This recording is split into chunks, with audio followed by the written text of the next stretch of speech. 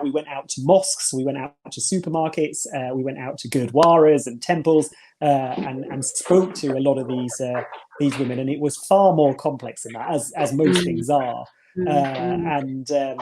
Some of the ladies, I would say, in their 40s to 50s, some of them hadn't even heard of a cervix before and didn't know what it was for, and didn't really understand the letter when it came, why the appointments were coming.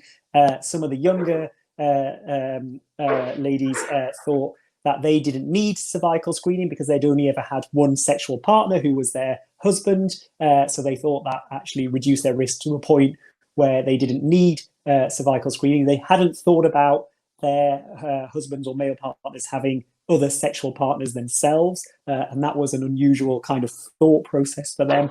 And yes, the intimate examination played a part. Some of them were worried about seeing a male clinician, and we told them that that is always their choice, and we will always try and accommodate a female clinician. And to be fair, all of our nurses are female who do the cervical screening, but you can always request a female if that isn't the case at your surgery. And then some other things kind of came up which we never really thought about, which was some of these ladies, particularly the South Asian ladies, are full-time mums and look after the household and the people in the house.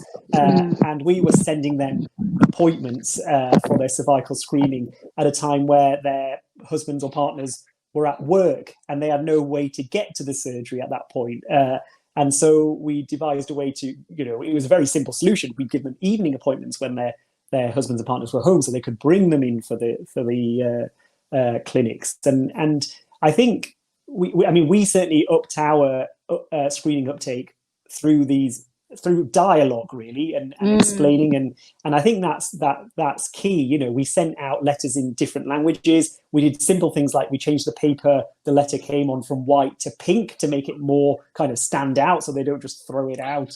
And it really made a difference, and people were ringing and asking us questions, and I think that's really key. And it all goes back to that education, really. Why are they coming in for the screening? What is the cervix? What are the risks? And I'm not quite sure South Asian people in particular think cervical cancer applies to them as a cancer. And I think if they are being taught about it and they're being told, oh, well, the only cause is really the HPV, which isn't the only cause, the human papilloma virus, and you really get that through sexual contact, they'll shut off immediately because that doesn't fit with the rest of their culture. And that's not every South Asian person, but I must say, that's some of them.